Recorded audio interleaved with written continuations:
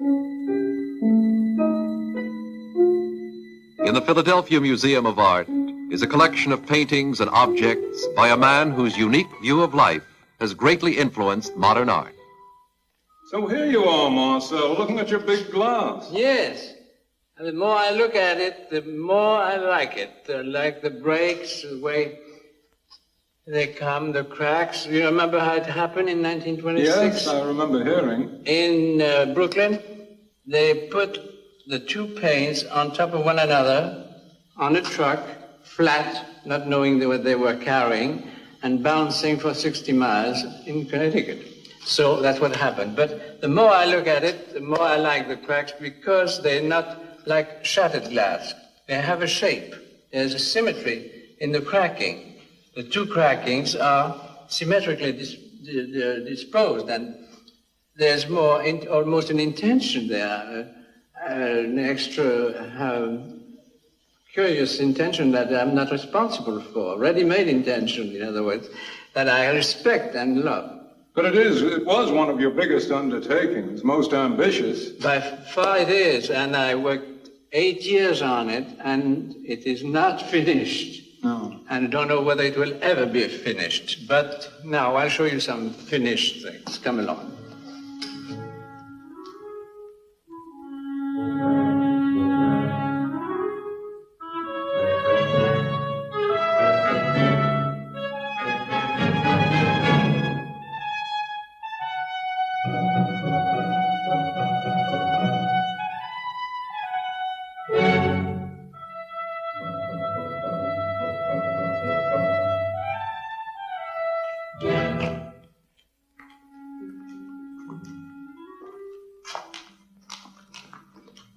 There's the chocolate grinder.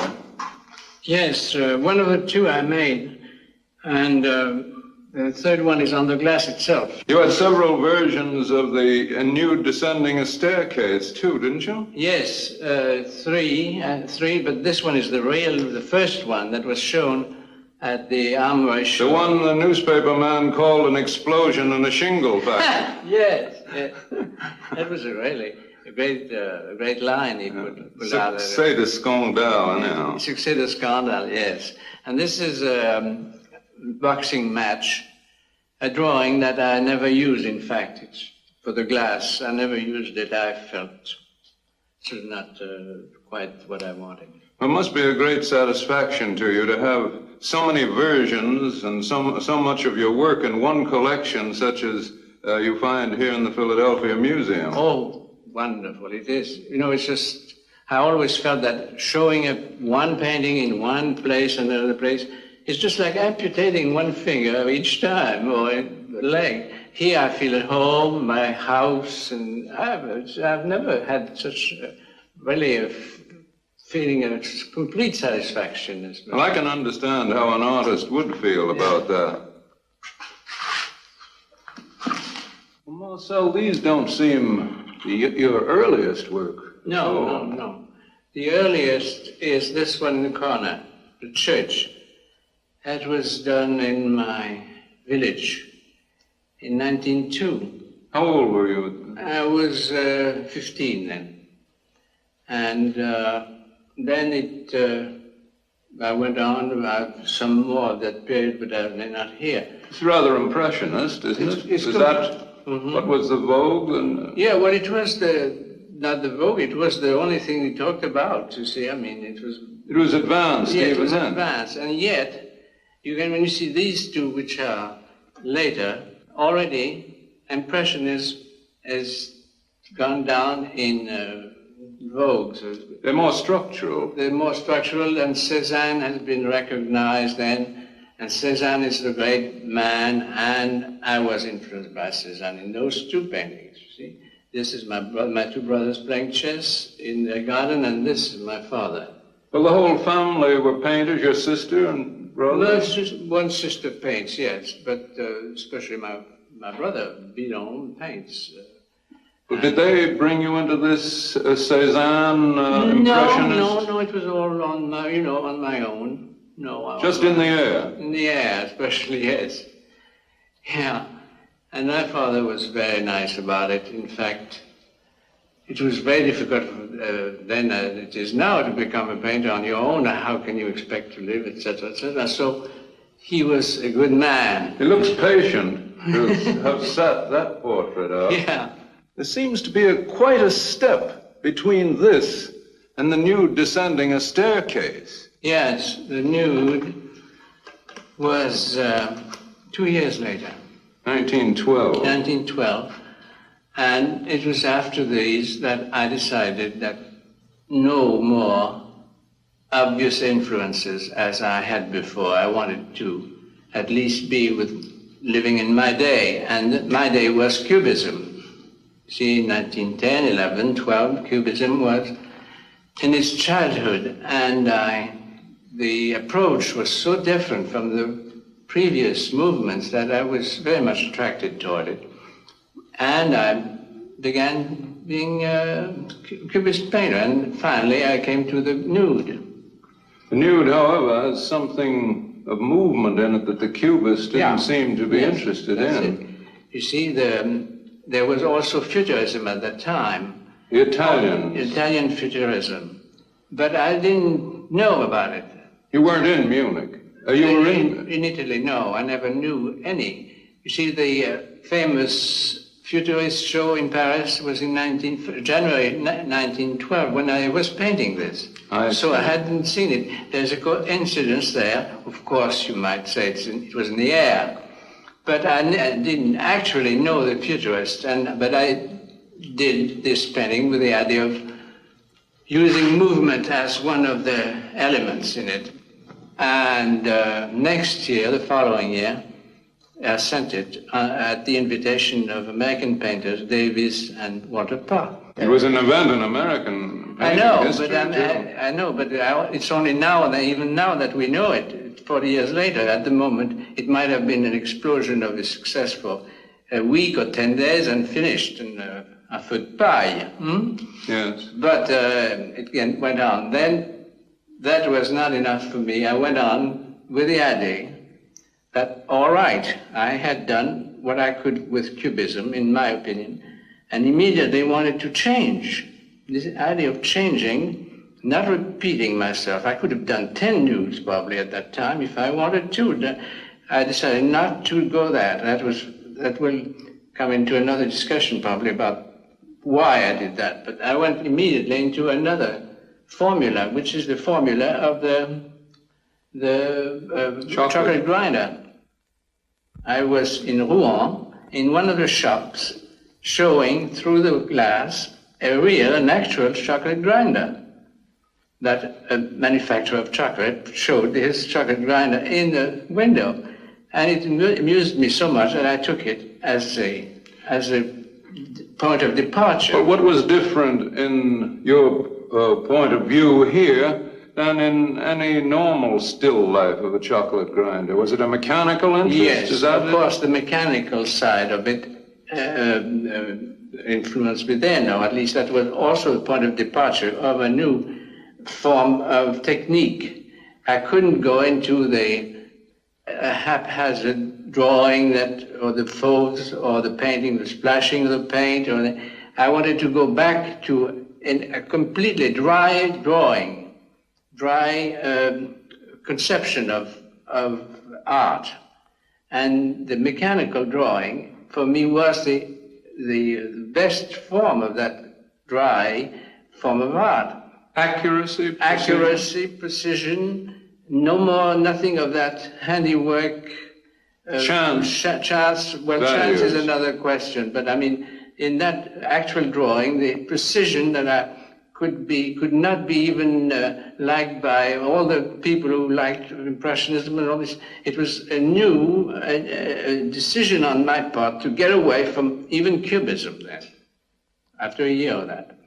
So this was the real beginning for the large glass. At the time you did this, was there no notion of what was coming? No, but I was already beginning to make a definite plan, complete plan for the whole glass, and the chocolate grinder was one point, and then came the sliding machine on the side. All this was supposed and was drawn in 13 and 14 on paper, planned out, because it was based on a perspective view, meaning complete control of the placement of things. It couldn't be haphazardly or changed afterwards. It had to go through as according to plans.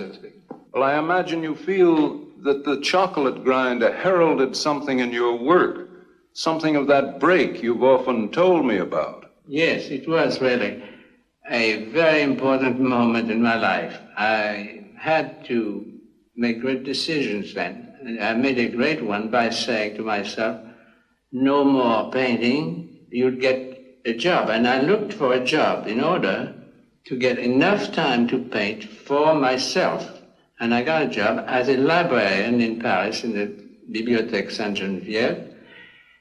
And this was a wonderful job because you had so many hours free in the day. You mean painting for yourself, not merely to please other people? Exactly.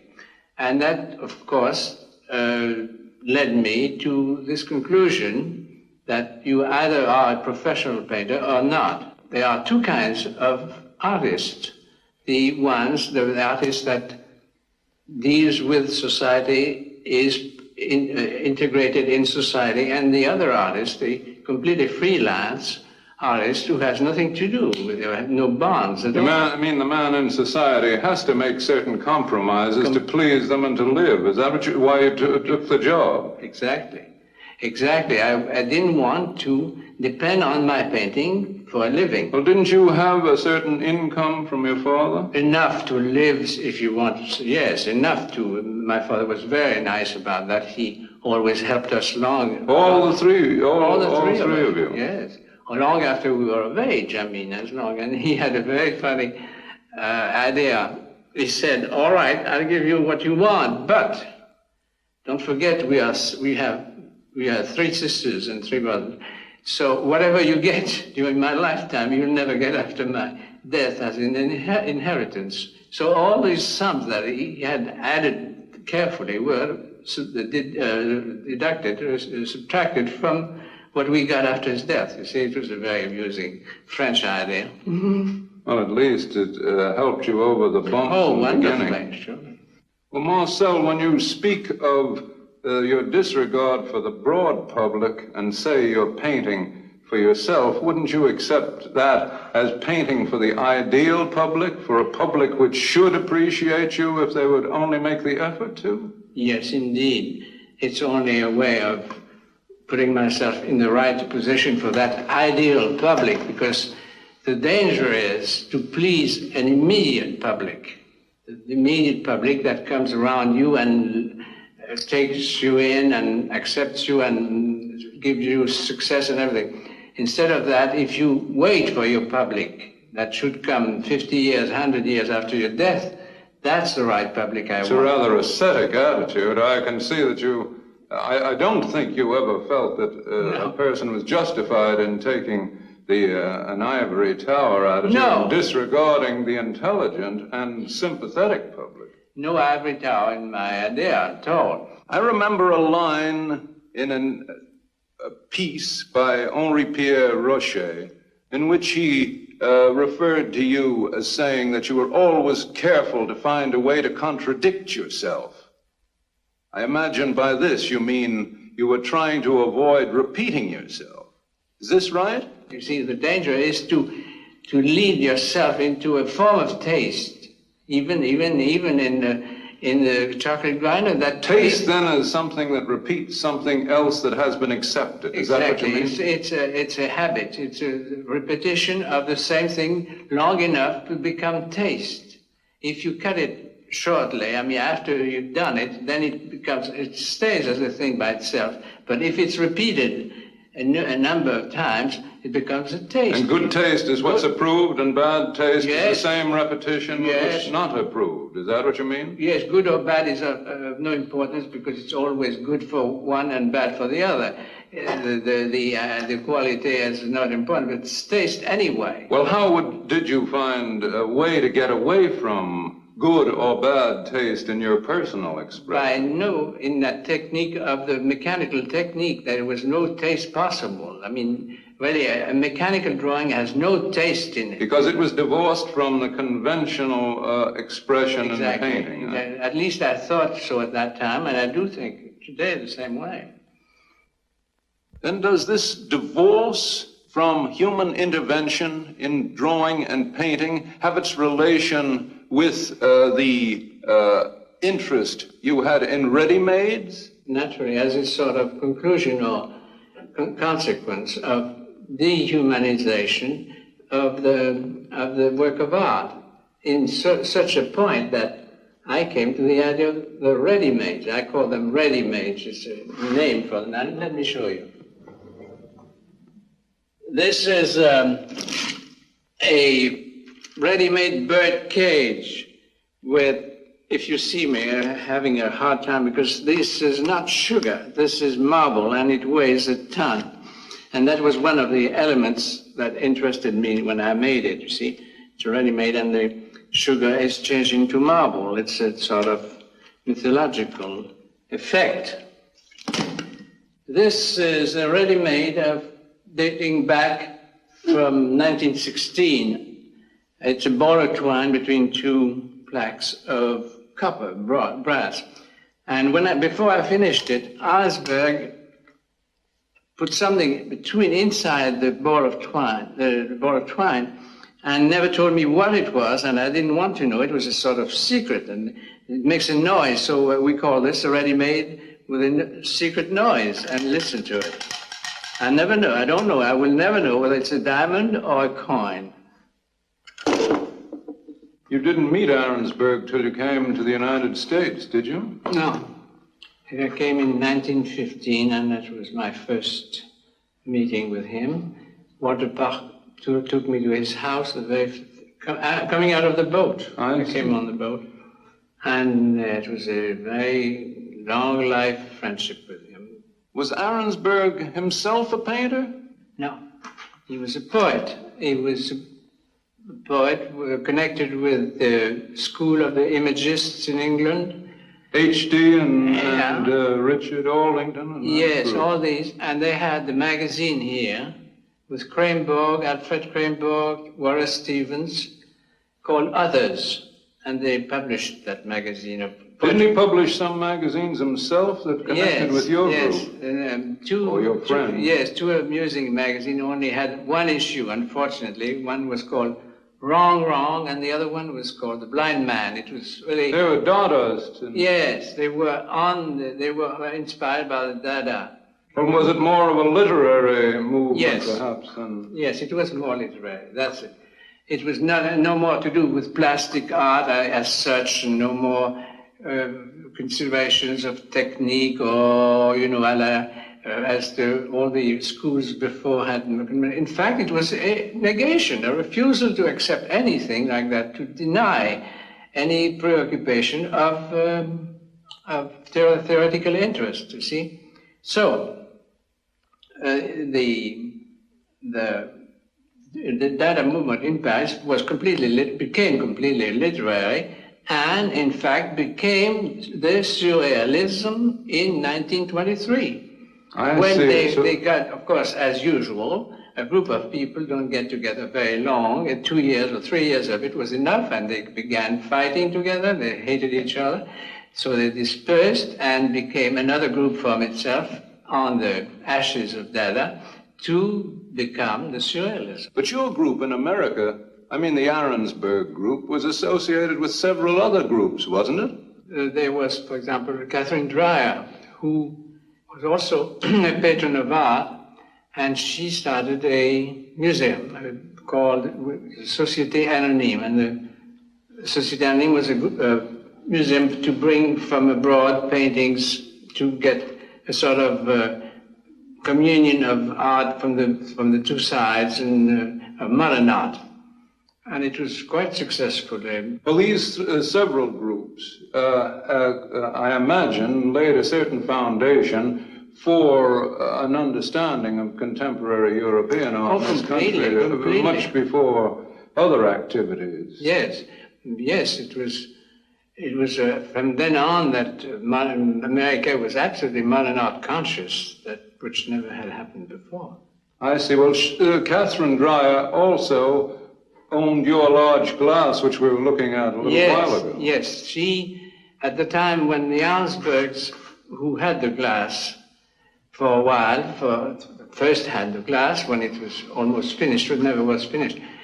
In 1921, when they left New York for California, they didn't want to take the glass along because it was too fragile and they couldn't expect to transport it very easily. And so she, Catherine Dreyer, bought it from them, and she had it all the rest of her life. Marcel, from what you say, the glass was never really finished. No. No, the last time I worked on it was in 23. Still, it remains a sort of unfinished epic, as I see. Yes. And also, for me, it seems to indicate that you were never really dedicated to conventional painting in the ordinary sense of the word. You were happy enough to do this, you were happy enough to leave it, you were happy enough to choose bottle racks for as ready-mades and fill bird cages with marble to deceive those who thought it was sugar. I imagine that there's something broader in your concept of what art is than just painting. Is that what you feel yourself? I don't like to put words in your mouth but I have often thought about it. Yes, it was really, I considered painting as a means of expression, not a name. One means of expression. One means of expression instead of a name, a complete aim for life at all.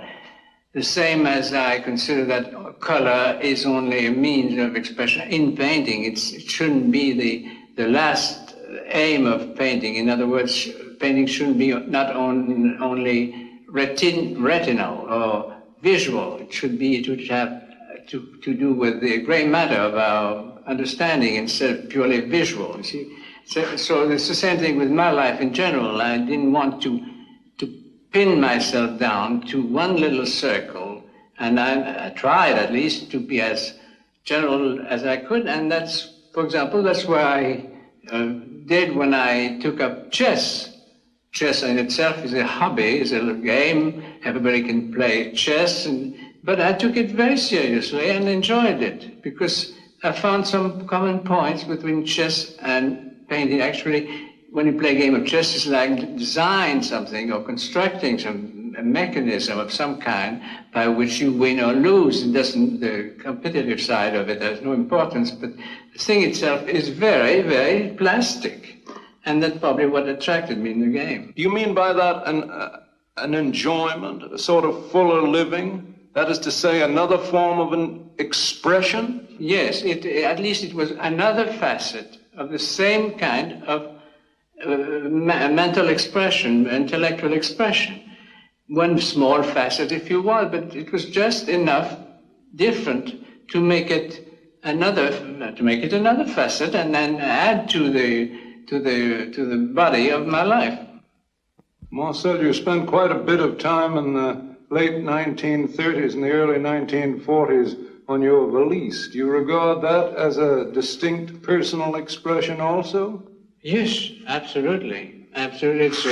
It's a new form of expression. For me, it was, instead of painting something, it was to use the reproduction of those paintings that I loved so much into a small, reduced form, in a small shape. And how to do it, I didn't know. I thought of a book, which I didn't like, so I thought of the idea of a box in which they would be mounted like in a small museum, portable museum, so to speak, and there it is, in this valise. It is sort of ready-made helped, as you call it? Yes. See, it opens this way. Out it goes, and then we have the rest of it in this. Practically all your work is in here. Practically all of it. I think very few things are missing. You see, this auto relief. What is it? Is it a disc that... Yes, it's a series. It's 12 drawings, different drawings, based on this spiral. To be used on a gramophone. To be used on a Victrola. And the effect is that when you turn them at a certain speed, like 33.5 rounds turns a minute, you get the effect of a growing form. Growing form, like a comb or corkscrew, I think, the spiral effect, spiralic effect. But they are different drawings. This one, for example, is a glass. It doesn't look like a glass here, but when it turns, this comes up like in third dimension. We have this one here. That's the Dada period, you see. The Mona Lisa with a mustache and a goatee. That was, of course, a great iconoclastic gesture on my part, and sacrilegious, blasphemous, all you want. But outside of this blasphemous gesture, I have other gestures of the same kind in the Dada period, like this check. I paid my dentist with this check, which was an original check drawn by myself on no bank at all. And he accepted it. He was very good sport, and he accepted it.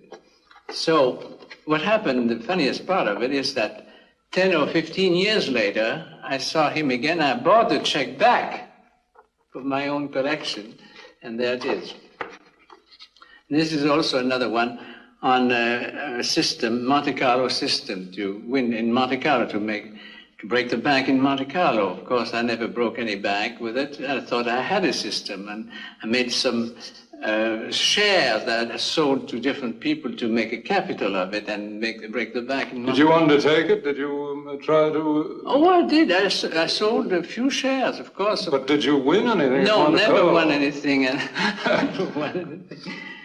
No, this is the boxing match.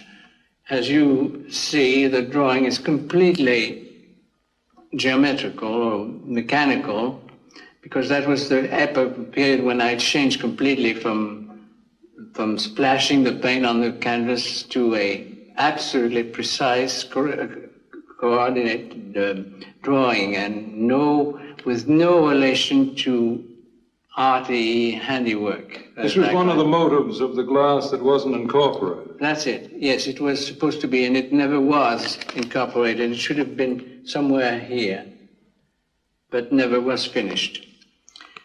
And as you know, I like the intellectual side, although I don't like the word intellect. For me, intellect is too dry a word, too inexpressive. I like the word believe. Believing is more. I think that people in general, when they say, I know, they don't know, they believe. I believe that art is the only form of activity in which man, as man, shows himself to be a true individual and is capable of going beyond the animal state, because art is an outlet towards regions which are not ruled by time and space. To live is to believe. That's my belief.